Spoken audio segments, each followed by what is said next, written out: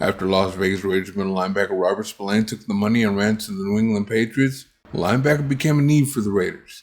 They picked up Landon Roberts from free agency, but he's a run stuffer that isn't so good in pass coverage, and they didn't get one until the later rounds in the draft, causing many to wonder what the plan is at the position. Then just a few days ago, the Cincinnati Bengals cut Germaine Pratt, and the Raiders officially signed him yesterday. That's a really good signing for the Silver and Black. The 6'3", 250-pound, 4'5" running linebacker is the do-it-all linebacker the Raiders need. He's known to be a linebacker that can cover, and yes, he's much better than even Spillane in that department. That signing is another sign Pete Carroll's defense is coming. Let's get this out the way though. The Raiders aren't losing much, if anything, against the run. 6'3", 250 pounds is a big linebacker in today's game, and Pratt can rattle your skeleton. I'm telling you, he can hit. He forced a couple of fumbles with those big hits too. He's also a solid tackler in the running game. He had 19 missed tackles this year, but 13 of them were in the passing game.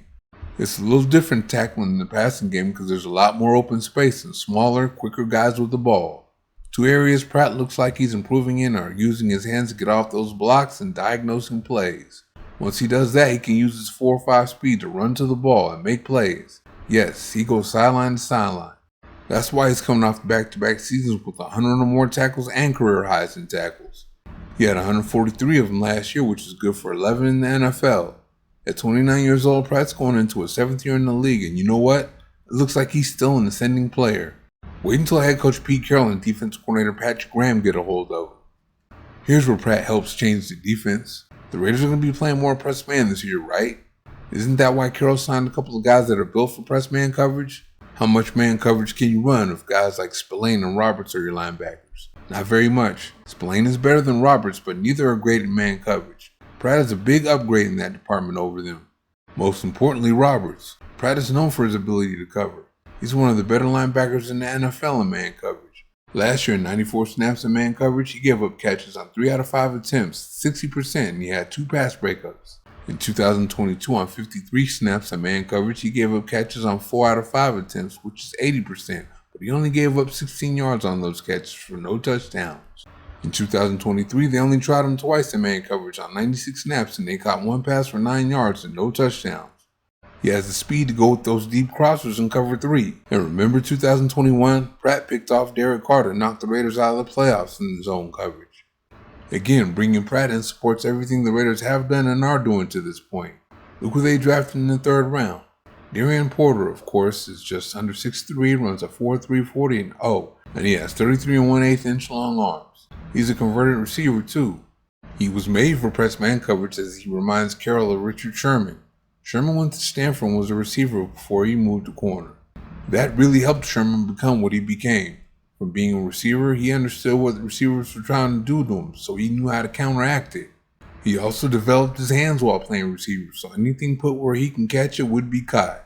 That's why he has so many interceptions. However, the most important thing that he learned from playing receiver that helped him at corner is how to track the ball.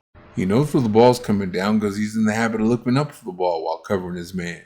No matter how good your hands are, you can't pick a pass off if you don't see it because your back is to the quarterback and your eyes are on the receiver that you're covering. You got to get your head around, and he does. Porter's done nothing but turn heads since showing up to OTAs and minicamp, so he's running with the ones. He's in there with Eric Stokes, who came over just before Porter in free agency. Let me say this, when healthy, Stokes is a straight up baller and a great scheme fit for the Raiders. When he was coming to the NFL in 2021, he measured in at 6'1", 195 pounds, with 32 3/4 inch long arms. He ran a 4.31 at the combine and a 4.25 at his pro day. The speed is there. He's another guy that was made for press man, and he proved it right away. His rookie year, he had 14 pass breakups and an interception while giving up a touchdown, a 79.1 passer rating, and a 49.5% completion percentage. Unfortunately, that was the only season Stokes was able to stay healthy, but he's done well in OTAs and minicamp. He's been with the ones the whole time as there's been the big battle on the other side. Again, I can't stress enough how good he is when healthy, so Carroll was able to bring him in at a low risk, and he'll get the highest of rewards if he can stay healthy. Health is the big question. Right now, when it's only OTAs and minicamp, it seems Jacorian Bennett is the odd man out. I was actually looking forward to seeing him this year after seeing what he was doing before he got hurt last year. Is he just not what Carroll's looking for size and length-wise? If the current corner situation is really what Carroll wants to see in September, I have to wonder if it's because Bennett came up a little short in those areas. Bennett is 5'11", 188 pounds with 31 and 7/8 inch long arms. He's very athletic though. He ran a 4.3 40 and posted a vertical leap of 40.5 inches.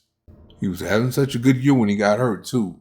In the 10 games he played, Bennett gave up catches on only 48.6% of his targets for a passer rating of 62.4. He had 7 pass breakups and didn't give up a touchdown. It looks like Porter and Stokes are in the driver's seat to start at the outside corners now, but I'm not going to count Bennett out of this battle at all. But if he loses out, give him a shot at slot corner. Bennett has experience there with 225 snaps in college and 28 in the NFL. The Raiders might have more coming at the corner position. I obviously don't know how high the interest is or the compensation they're willing to give up, but there's some talk about them trading for Jalen Ramsey. It's only talk though. They haven't come out and said any offers have been made, but you never know. He's the epitome of what Carroll likes. He's 6'1", 208 pounds, ran a 4.4 40 and posted a 41.5 inch vertical leap. Oh, and his arm length is just a shade under 33.5 inches. He's a perennial Pro Bowler with 3 All-Pro selections too. He's been in the NFL 9 years now, but he doesn't look like he's lost any of his athleticism. I'm sure Raider Nation would be excited to get him. There's also talk about the Raiders signing Shaquille Griffin. Of course, the Raiders wouldn't have to give anything up for him. I guess that's why he was in the Raiders building yesterday. I haven't seen where there's a deal in place, but I heard he was going to sign with the Raiders. We'll see.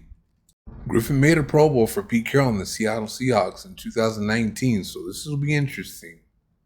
Press man is coming, y'all. Carroll's been looking for and getting guys with good size and length for it. He got Stokes in free agency, Porter in the draft, and he just might get Ramsey. Griffin could be on the way too. I tell you what, the acquisition of Pratt made it even more feasible because you need at least one linebacker that can cover one-on-one.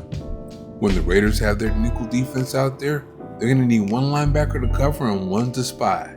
You got to have a spy with the quarterbacks in the AFC West. But either way, you have to have linebackers that play man so you can play man on the outsides, and Carroll just brought it home. Thank you for watching. See you next time.